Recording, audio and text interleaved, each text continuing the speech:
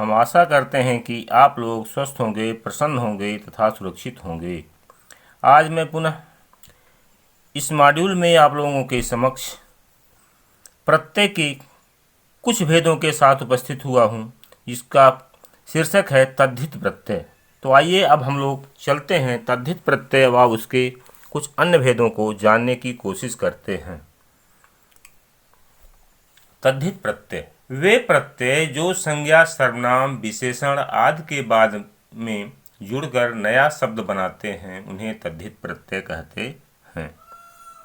अब तद्धित प्रत्यय के भेद, तद्धित प्रत्यय के 8 भेद हैं। कर्तृवाचक तद्धित प्रत्यय, दूसरा भाववाचक तद्धित प्रत्यय, तीसरा संबंधवाचक तद्धित प्रत्यय, चौथा लघुतावाचक तद्धित प्रत्यय, पांचवा स्त्रीवाचक तद्धित प्रत्यय, छठवां गुणवाचक तद्धित प्रत्यय, सातवां सादृश्यवाचक तद्धित प्रत्यय और आठवां है गणनावाचक तद्धित प्रत्यय। तो आइए हम लोग चलते हैं एक एक के परिभाषा और उसके उदाहरण को जानने और समझने की कोशिश करते हैं। पहला हमारा है कर्तृवाचक तद्धित प्रत्यय। जो प्रत्यय संज्ञा, सर्वनाम, विशेषण में जुड़कर किसी कार्य के करने वाले का बोध कराते हैं, उन्हें कर्तृवाचक तद्धित प्रत्यय कहते हैं। उदाहरण, प्रत्यय शब्द और निर्मित शब्द। प्रत्यय इया शब्द है मुख, मुख में इया जोड़ने पर निर्मित शब्द बनता है मुखिया। वाला प्रत्यय है, उसका शब्द है सब्जी, इससे निर्मित शब्द सब्जी वाला। दार प्रत्यय, शब्द दुकान, निर्मित शब्द हो गया दुकानदार। दूसरा हमारा है भाववाचक तद्धित प्रत्यय। जो प्रत्यय संज्ञा, सर्वनाम या विशेषण में जुड़कर भाव का बोध कराते हैं, उन्हें भाववाचक तद्धित प्रत्यय कहते हैं। उदाहरण है इसका प्रत्यय शब्द और निर्मित शब्द। प्रत्यय आई, शब्द पढ़, इसका निर्मित शब्द हुआ पढ़ाई। ई शब्द अमीर, निर्मित शब्द अमीरी। आपा प्रत्यय है, शब्द बूढ़ा, इसका निर्मित शब्द बुढ़ापा। अब तीसरा हमारा है संबंधवाचक तद्धित प्रत्यय। जो प्रत्यय संज्ञा, सर्वनाम या विशेषण में जुड़कर संबंध का बोध कराते हैं, उन्हें संबंधवाचक तद्धित प्रत्यय कहते हैं। उदाहरण, प्रत्यय शब्द, निर्मित शब्द। प्रत्यय एरा, शब्द चाचा, निर्मित शब्द हो गया चचेरा। इक प्रत्यय धर्म शब्द और इन दोनों के मिलने से निर्मित शब्द हो गया धार्मिक। ई प्रत्यय शब्द बंगाल और इससे निर्मित शब्द बंगाली। चौथा हमारा है लघुतावाचक तद्धित प्रत्यय। जो प्रत्यय लघुता का बोध कराते हैं, उन्हें लघुतावाचक तद्धित प्रत्यय कहते हैं। उदाहरण है इसका प्रत्यय शब्द, निर्मित शब्द। प्रत्यय इया, शब्द लोटा, इसका निर्मित शब्द हो गया लुटिया। री प्रत्यय शब्द है छाता और निर्मित शब्द हो गया इसका छतरी। ई प्रत्यय शब्द है रस्सा और इससे निर्मित शब्द रस्सी। हमारा पांचवा है स्त्रीवाचक तद्धित प्रत्यय। जिन प्रत्ययों के प्रयोग से शब्द स्त्रीवाचक बन जाते हैं, उन्हें स्त्रीवाचक तद्धित प्रत्यय कहते हैं। उदाहरण है इसका प्रत्यय शब्द और निर्मित शब्द। प्रत्यय ई शब्द बेटा, निर्मित शब्द बेटी। आ प्रत्यय है, शब्द छात्र, निर्मित शब्द छात्रा। नी प्रत्यय। शब्द मोर और निर्मित शब्द इसका है मोरनी। छठवां हमारा है गुणवाचक तद्धित प्रत्यय। जिन प्रत्ययों के जुड़ने से गुण का बोध कराने वाले शब्दों का निर्माण होता है उन्हें गुणवाचक तद्धित प्रत्यय कहते हैं। उदाहरण इसका है प्रत्यय शब्द निर्मित शब्द। प्रत्यय आ शब्द भूख, इससे निर्मित शब्द हो गया भूखा। ई प्रत्यय शब्द लोभ, इसका निर्मित शब्द लोभी। वान प्रत्यय शब्द गुण और इसका निर्मित शब्द गुणवान। सातवां हमारा है सादृश्यवाचक तद्धित प्रत्यय। जिन प्रत्यय से समता का बोध हो उन्हें सादृश्यवाचक तद्धित प्रत्यय कहते हैं। उदाहरण इसका प्रत्यय शब्द और निर्मित शब्द। प्रत्यय सा शब्द छोटा, इससे निर्मित शब्द हो गया छोटा सा। प्रत्यय हरा शब्द सोना, इससे निर्मित शब्द सुनहरा। आठवां हमारा है गणनावाचक तद्धित प्रत्यय। जो प्रत्यय संख्या का बोध कराते हैं उन्हें गणनावाचक तद्धित प्रत्यय कहते हैं।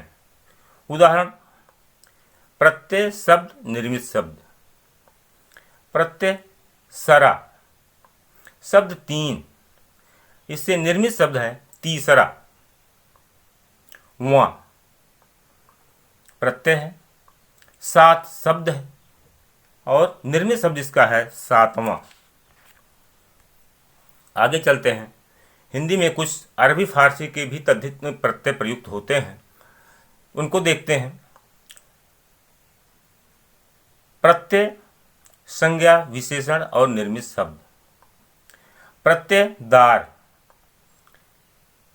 संज्ञा विशेषण शब्द है जान, निर्मित शब्द जानदार। प्रत्यय गार मदद और इसका निर्मित शब्द मददगार। मंद शब्द अक्ल और निर्मित शब्द अक्लमंद। आगे देखते हैं प्रत्यय और उपसर्ग का एक साथ प्रयोग भी हिंदी में होता है, उसको चलिए हम लोग देख लेते हैं। उपसर्ग शब्द प्रत्यय और निर्मित शब्द। उपसर्ग है अभ शब्द मान, प्रत्यय ई, इससे निर्मित शब्द हो गया अभिमानी। दूसरा हमारा है उपसर्ग अप शब्द मान, प्रत्यय इत, इससे निर्मित शब्द हो गया अपमानित। अगला है उपसर्ग बे शब्द ईमान और प्रत्यय ई, इससे निर्मित शब्द हो गया बेईमानी। तो आगे हम लोग चलते हैं। कभी कभी हिंदी में दो प्रत्ययों का भी एक साथ प्रयोग देखने में आता है, तो कैसे होता है और उससे कैसे शब्द बनते हैं इसको देखते हैं। हमारा मूल शब्द प्रत्यय और निर्मित शब्द। मूल शब्द राष्ट्र, इसमें पहला प्रत्यय ई और दूसरा प्रत्यय ता, इससे निर्मित शब्द हो गया राष्ट्रीयता।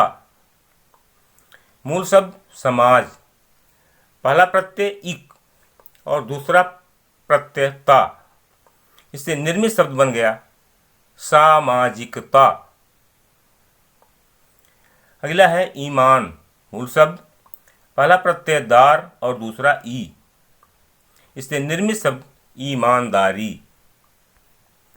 तो आगे चलते हैं उपसर्ग और प्रत्यय में अंतर। उपसर्ग और प्रत्यय दोनों ही शब्दांश हैं जो क्रमशः शब्द के पहले और अंत में जुड़कर उसके अर्थ में विशेषता उत्पन्न कर देते हैं। तो आइए देखते हैं उपसर्ग और प्रत्यय में क्या अंतर है। उपसर्ग किसी शब्द के पहले जुड़ता है जबकि प्रत्यय शब्द के अंत में जुड़ता है।